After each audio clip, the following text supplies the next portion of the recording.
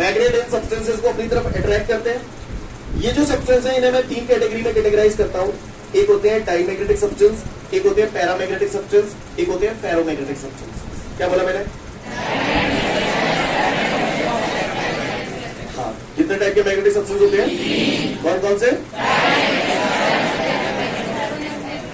हाँ, अब मैंने आपको जो पढ़ाया कि भैया मैग्नेट जिन सब्सटेंस को अपनी तरफ अट्रैक्ट कर लेता है उन्हें हम लोग मैग्नेटिक सब्सटेंस बोलते हैं। और मैग्नेटिक सब्सटेंस मैंने एग्जांपल आपको क्या बताए थे? Iron, cobalt, nickel. तो ये मैंने जितने भी आपको बताए थे ना, ये सारे के सारे फेरोमैग्नेटिक सब्सटेंस की कैटेगरी में आते हैं। टाइम में आते हैं, यानी ये जो आयरन, कोबाल्ट, निकेल, ये सब कौन से सब्सटेंस है? Ferromagnetic substance. और फेरोमैग्नेटिक सब्सटेंस को जब मैग्नेट के पास रखा जाता है तो ये मैग्नेट इन्हें क्या कर लेता है? अपनी तरफ अट्रैक्ट कर लेता है। कहानी समझ में आ रही है? किसी अगर मैं कल को ये वर्ड यूज करूंगा diamagnetic substance, paramagnetic substance, ferromagnetic substance, समझ जाएंगे आप लोग? सीन क्लियर है? कोई दिक्कत? आगे बढ़ू?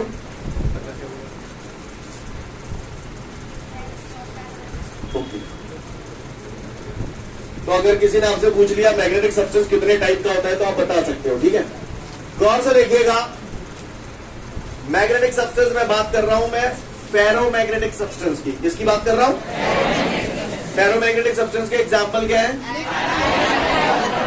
Iron, cobalt, nickel. कैसे जानता हो? जानकार हो? हाँ, फेरोमैग्नेटिक सब्सटेंस की ये क्वालिटी होती है कि अगर इन्हें मैग्नेट के 2 पोल्स के बीच में रखा जाए,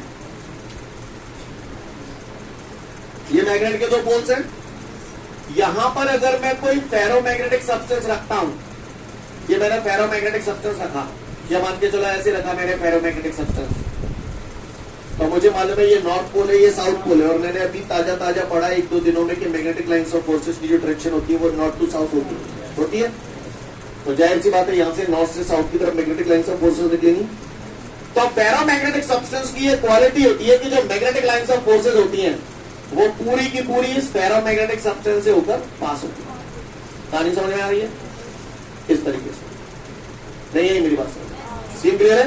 यानी अगर मैग्नेट के 2 पोल्स के बीच में कोई फेरोमैग्नेटिक सब्सटेंस रख दिया जाता है तो समस्त मैग्नेटिक लाइंस ऑफ फोर्सेस उस फेरोमैग्नेटिक सब्सटेंस के अंदर से पास होती है। सीन क्लियर है? ओके। अगर बता रहा हूं बस आपको तो यही याद रखना है, और ध्यान रखो जो आप वर्ड बार बार यूज करते हो ना, परमिएबिलिटी, परमिशन की एबिलिटी, या मैग्नेटिक लाइंस ऑफ फोर्सेस को फेरोमैग्नेटिक सब्सटेंस के अंदर से परमिशन की एबिलिटी है या नहीं है? है। समझ आ रही है? आओ इधर। अगर मैं यहाँ कोई डाईमैग्नेटिक सब्सटेंस रखता, मैग्नेट के 2 पोल्स के बीच में अगर मैं कोई डाईमैग्नेटिक सब्सटेंस रखता तो मैग्नेटिक लाइंस ऑफ फोर्सेस तो यहां भी निकलती, लेकिन यहां पर मैग्नेटिक लाइंस ऑफ फोर्सेस कैसे जाती? ऐसे। अब ये सब चीजें आपके सिलेबस में होती तो मैं सब कुछ पढ़ा था आपको, पर अब शॉर्ट में हम लोग देख रहे हैं इसको। क्लियर? यानी यहां पर क्या हो रहा है? एक single magnetic lines of forces diamagnetic substance से पास नहीं हो रही है। क्लियर? यानी magnetic lines of forces does not pass through the diamagnetic substance. Clear है? लेकिन फेरोमैग्नेटिक सब्सटेंस से मैग्नेटिक लाइंस ऑफ फोर्सेस पास होती हैं। क्लियर है? भाषा समझ में आ रही है? आपको याद होगा मैंने आपको मूविंग कॉइल गैल्वेनोमीटर पढ़ाए थे, suspended coil galvanometer, pivoted coil galvanometer. तो वहां पर जो मैग्नेटिक फील्ड होता था रेडियल मैग्नेटिक फील्ड होता था, अगर आपको याद हो तो उस बेसिकली रेडियल मैग्नेटिक फील्ड होने का रीजन एक ये भी था कि भैया ऐसे मैग्नेट के 2 पोल्स हैं, और आपको याद है आपने सॉफ्ट आयरन कोर रखी थी यहाँ पर, लैमिनेटेड सॉफ्ट आयरन कोर थी। लैमिनेटेड क्यों है उस बात का जवाब अगले चैप्टर में दूंगा आपको, लेकिन सॉफ्ट आयरन का जवाब आज मिलेगा आपको। सॉफ्ट आयरन कोर मैंने यहां पर इसलिए रखी थी क्योंकि सॉफ्ट आयरन हो गया, फेरोमैग्नेटिक सब्सटेंस हो गया, और फेरोमैग्नेटिक सब्सटेंस हो गया तो जितने भी मैग्नेटिक लाइंस ऑफ फोर्सेस आएंगी ऐसे पास हो जाएंगी। कहानी समझ में आ रही है? तो इससे क्या हो गया? रेडियल मैग्नेटिक फील्ड पैदा हुआ। कैसा मैग्नेटिक फील्ड पैदा हुआ? रेडियल मैग्नेटिक फील्ड पैदा हुआ। कहानी समझ में आ रही है आप लोगों को? क्लियर? यानी फेरोमैग्नेटिक सब्सटेंस की क्वालिटी होती है कि अगर उन्हें मैग्नेट के 2 पोल्स के बीच में रखा जाता है तो समस्त मैग्नेटिक लाइंस ऑफ फोर्सेस उसके अंदर से पास होती है। कहानी समझ में आ रही है? क्लियर है? कोई दिक्कत? बात समझ में आई? अच्छी बात है। अगर ये बात आप समझ गए तो फिर मैं अगली बात पे आता हूं। अगली बात मुझे बतानी नहीं है, आप लोगों से एक्चुअली पूछनी है, सोच समझ के जवाब दीजिए।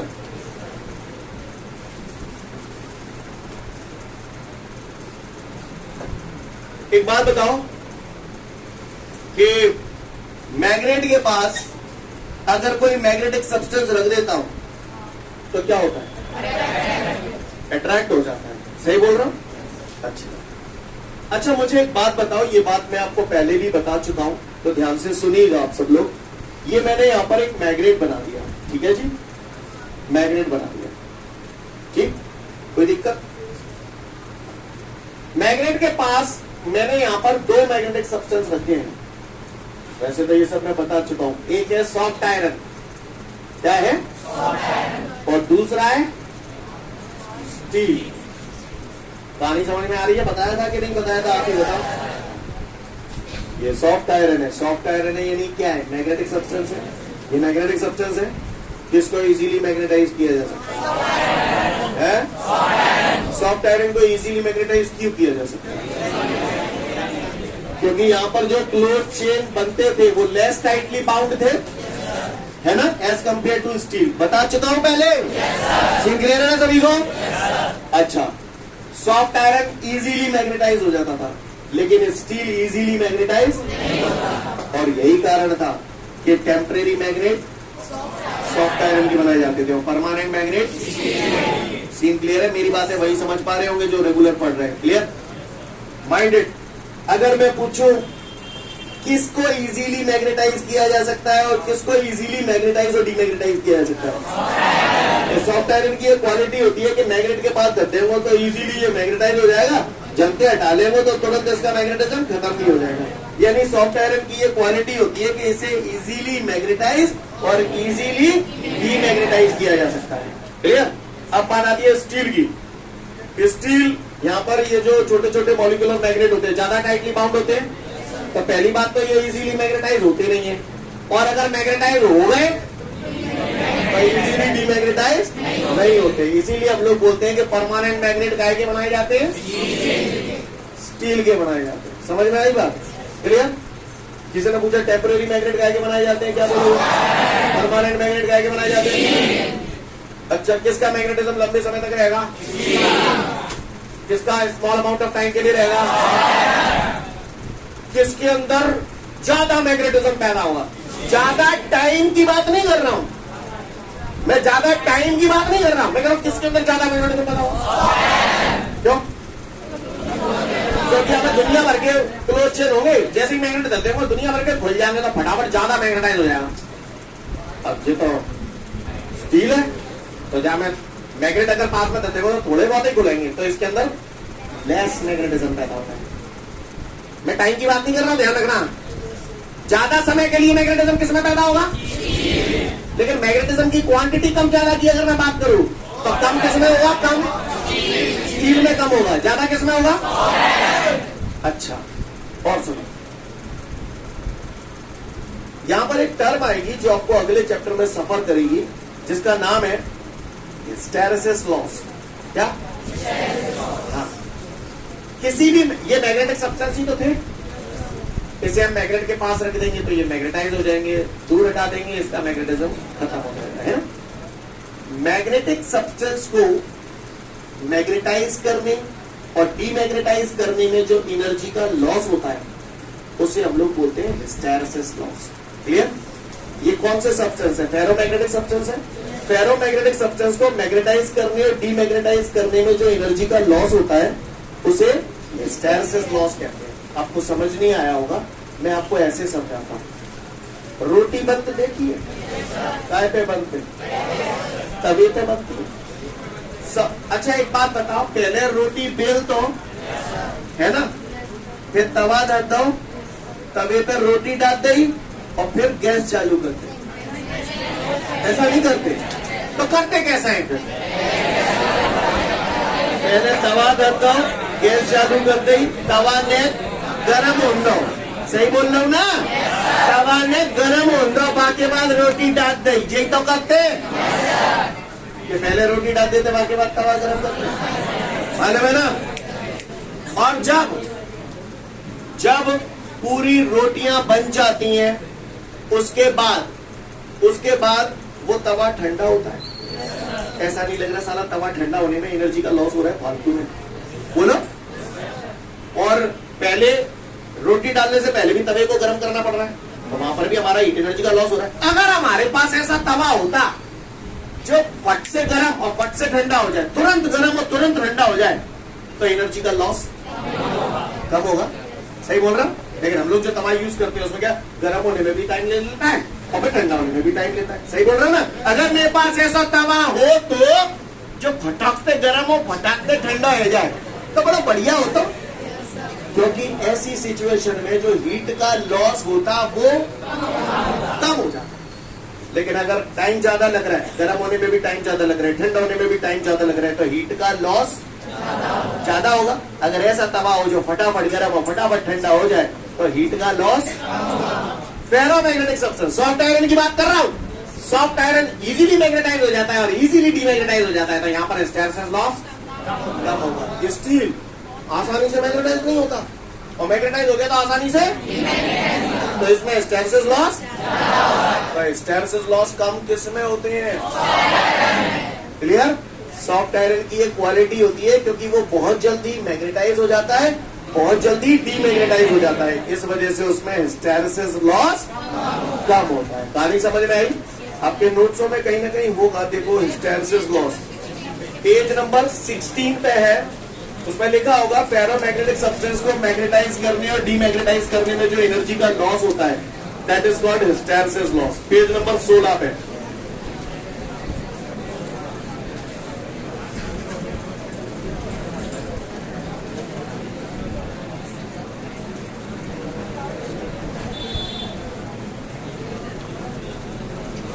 समझ में आ रहा है? क्लियर है? समझ गए? पेज नंबर 20 पे सॉफ्ट आयरन और स्टील में डिफरेंस लिखा हुआ है, पढ़ लो, समझ जाओगे।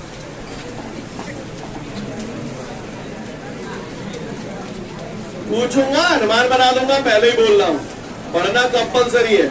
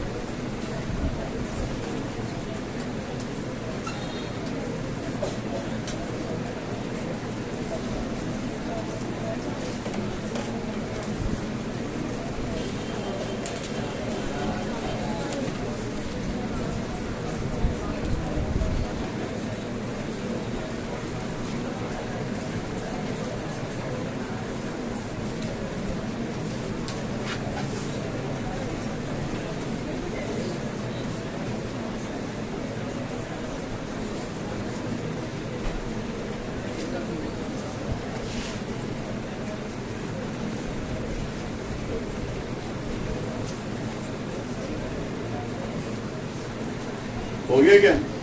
पूछूंगा नहीं, समझ गए? पॉइंट समझ में आ रहे हैं सारे? मुझे तुमसे चाराने की उम्मीद नहीं है, लेकिन कल को अगर मैं पूछूंगा हिस्टैरिसीस लॉस क्या होता है तो आप बता दोगे? फेरोमैग्नेटिक सब्सटेंस को मैग्नेटाइज करने और डीमैग्नेटाइज करने में जो एनर्जी का लॉस होता है उसे फेरोमैग्नेटिक सब्सटेंस कहते हैं। क्योंकि ये मैं बता दूं चैप्टर नंबर 7 में लगेगा आपको जब ट्रांसफार्मर पढ़ाऊंगा था, ठीक है ना? तो हिस्टैरिसीस लॉस कम किस में होता है? कम क्यों बोला है, समझ में आ रही है बात? और ज्यादा किस में होता है? स्टील में। अच्छी बात है। सॉफ्ट आयरन और स्टील का डिफरेंस पढ़ लिया सभी ने? सबको बात समझ में आती है?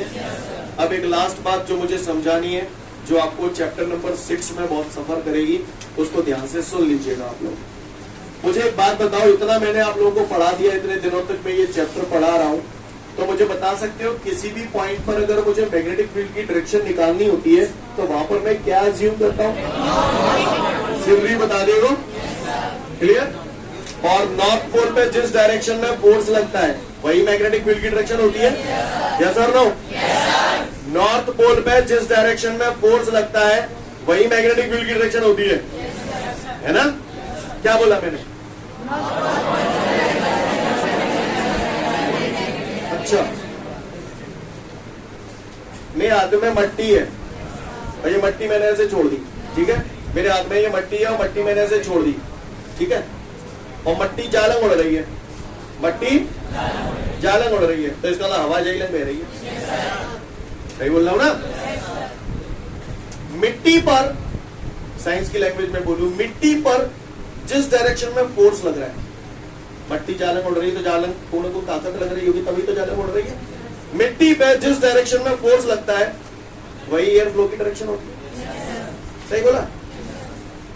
किसी बात को उल्टे रूप में कैसे बोलूंगा, सुनना ध्यान से। मिट्टी पे जिस डायरेक्शन में फोर्स लगता है वही एयर फ्लो की डायरेक्शन होती है, या फिर एयर फ्लो की डायरेक्शन वही होती है जिस डायरेक्शन में मिट्टी पे फोर्स लगता है। सही बोला ना? आ गई मैंने। एयर फ्लो की डायरेक्शन वही होती है जिस डायरेक्शन में मिट्टी पे फोर्स लगता है। सही बोला? या मिट्टी पे जिस डायरेक्शन में फोर्स लगता है वही एयर फ्लो की डायरेक्शन होती है। दोनों एक दूसरे के कॉम्प्लीमेंट्री है। सही बोल रहा हूं ना? एयर फ्लो की डायरेक्शन ऐसे है तो मिट्टी पे फोर्स, और अगर मैं बोलूं मिट्टी पे फोर्स ऐसे है तो एयर फ्लो की डायरेक्शन। आप तो समझदार है। नॉर्थ पोल पे जिस डायरेक्शन में फोर्स लगता है वही मैग्नेटिक फील्ड की डायरेक्शन होती है। अगर नॉर्थ पोल पे इस डायरेक्शन में फोर्स लग रहा है तो मैग्नेटिक फील्ड की डायरेक्शन ऐसे ही होगी, और अगर मैग्नेटिक फील्ड की डायरेक्शन ऐसे है तो नॉर्थ पोल पे फोर्स इधर ही लगेगा। ये सब लोग फिर बात समझ में आई? दोनों बातें एक ही है, बस कहने का अंदाज अलग अलग है। सेम क्लियर है? कोई दिक्कत? तो गौर से सुनिएगा। मैंने मॉलिक्यूलर थ्योरी ऑफ मैग्नेटिज्म बताई थी आपको। मैंने बताया था जब किसी मैग्नेटिक सब्सटेंस को मैग्नेट के पास रख देते तो वो मैग्नेटाइज हो जाता है, अब गौर से देखिएगा इधर। ये कॉन्सेप्ट जो बता रहा हूं बार बार यूज होगा, चैप्टर नंबर 6 में बाटे पे हैं। कैसे है वो, कहा है वो, बात मत करना। क्लियर? इधर देखो, बताओ। ये मैंने एक लोहे का टुकड़ा रख दिया, ठीक है?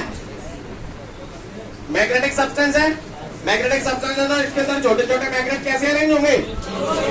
नॉर्थ साउथ ऐसे करके अरेंज होंगे। अब मैंने इस मैग्नेटिक सब्सटेंस को एक्सटर्नल मैग्नेटिक फील्ड में रख दिया। अब भैया मैग्नेटिक फील्ड की डायरेक्शन तो ये है, तो बताओ इसमें जितने भी नॉर्थ पोल हैं उन पे फोर्स किधर लगेगा? इधर लगेगा। और नॉर्थ पोल पे फोर्स इधर लगेगा, नॉर्थ पे इधर लग रहा है तो साउथ पे अपोजिट डायरेक्शन लगेगा। तो ये क्लोज चेन क्या होंगी? ब्रेक हो जाएंगे, और ये अलाइंड वे में अरेंज हो जाएंगे। अलाइंड वे में अरेंज हो जाएंगे तो ये जो नजारा है वो ऐसा हो जाएगा। बोलो भैया, बात समझ में आई? सब में नॉर्थ पोल पे फोर्स इधर लगेगा तो नॉर्थ सब में इधर आ जाएगा। बोलो भैया, सॉरी, क्लियर है ना सभी को? North south. क्या ये बात समझ में आई? ये सब न्यूट्रलाइज हो गए एक दूसरे के साथ, इन्होंने मिलकर नॉर्थ पोल साउथ पोल। ये क्लियर है? मेरा कहने का तात्पर्य यह है कि जब किसी मैग्नेटिक सब्सटेंस को एक्सटर्नल मैग्नेटिक फील्ड में रख दिया जाता है तो उस मैग्नेटिक सब्सटेंस के अंदर भी मैग्नेटिज्म पैदा हो जाता है, क्योंकि वो मैग्नेट की तरह बिहेव करने लगता है। जो बात बोली समझ में आई? क्लियर है? जो बात बोली समझ में आई? जब किसी मैग्नेटिक सब्सटेंस को एक्सटर्नल मैग्नेटिक फील्ड में रखा जाता है तो वो मैग्नेटाइज हो जाता है, उसके स्वयं के अंदर भी मैग्नेटिक फील्ड पैदा हो जाता है। कहानी समझ में आ रही है आप लोगों को? देखो, पहले यहाँ मैग्नेटिक सब्सटेंस रखा था, यानी लोहे का टुकड़ा रखा था, उसमें कोई मैग्नेटिज्म नहीं था। लेकिन जब मैंने इस मैग्नेटिक फील्ड में रख दिया तो इसके अंदर भी मैग्नेटिज्म पैदा हो गया। तो आप बताओ, नेट मैग्नेटिक फील्ड और बढ़ गया या घट गया? और बढ़ गया। पहले तो जो ये तो एक्सटर्नल, फिर जो में पैदा है वो तो और ज्यादा बढ़ गया। सही बोल रहा हूं ना?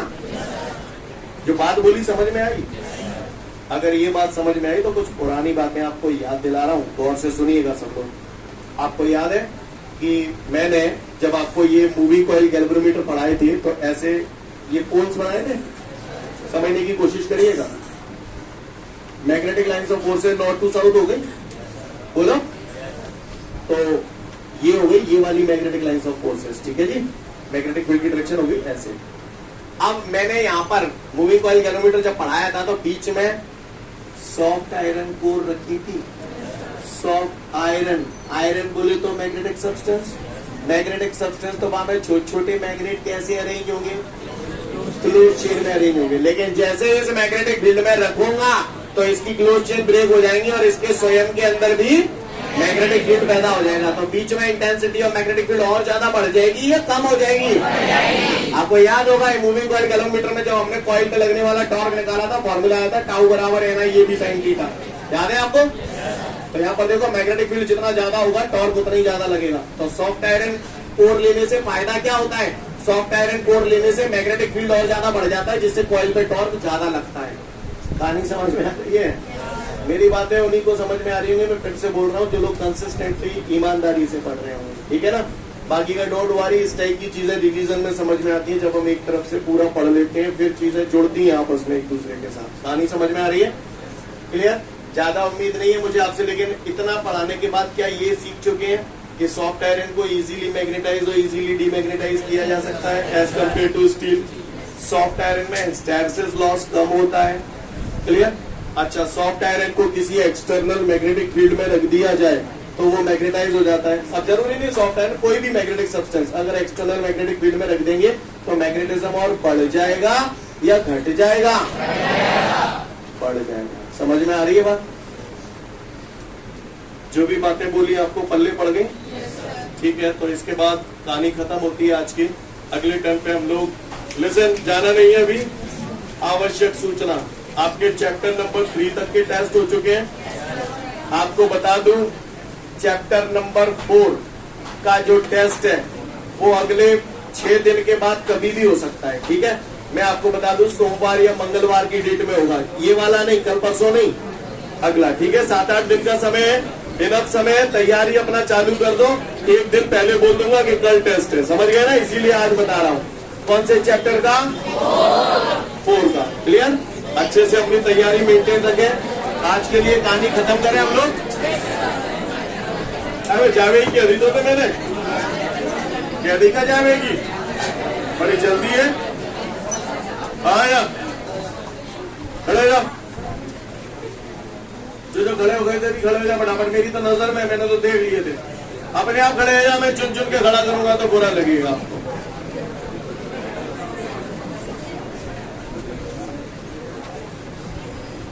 चुन चुन के खड़ा करूंगा तो बुरा लगेगा आपको।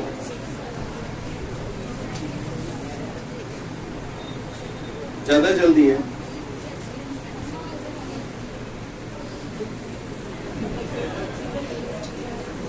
इंटेंसिटी ऑफ मैग्नेटिक फील्ड को कौन से लेटर से डिनोट करते हैं? Red T shirt. सब लोग मुखारविंद बंद रखे, एक ही दो भगवान है। इंटेंसिटी ऑफ मैग्नेटिक फील्ड को कौन से लेटर से डिनोट करते हैं? बाजू वाला। इंटेंसिटी ऑफ मैग्नेटिक फील्ड को कौन से लेटर से डिनोट करते हैं? हाँ भाई, नेक्स्ट है पी। हाँ, very good. P as in parrot, right? तो बी एज इन बॉय, है ना? बी कह रहे हो ना? बॉम्बे वालों बी कह रहे हो, और कितने स्पष्ट बोलूं?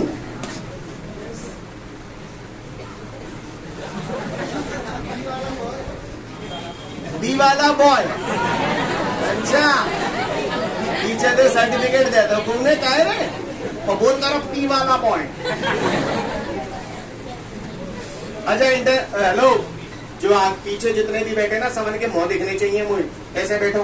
हाँ हाँ, सब मालूम मुझे कौन है बताइए। तू शांत ही बैठ जाइए, समझ लो। कारी बुस्सट क्यों का नाम है? तू खड़ो कर, खड़ो करिए। कुलदीप क्या कह रहा है? अब आप लोग बड़े हो गए, मैं आपको ज्यादा डांटूंगा तो आपको बुरा लगेगा, अच्छा नहीं लगेगा आपको, है ना? अब आप लोगों का सेल्फ रिस्पेक्ट बनने लगा है। जरा सा घर में कोई डांट देता है तो मुंह फूल जाते हैं। 4 दिन रोटी ना खा, टोटल बाजार में चलते हैं। बदल जाओ, ठीक है? अब 12th में आ गए, अब छोटी छोटी बातों के लिए मैं आपको डांटू तो वो मजेदारी वाली बात नहीं रहेगी। क्लियर? तो हम लोग आज चलते हैं, मंडे को मिलेंगे चैप्टर नंबर 6 के साथ। क्लियर है? Thank you.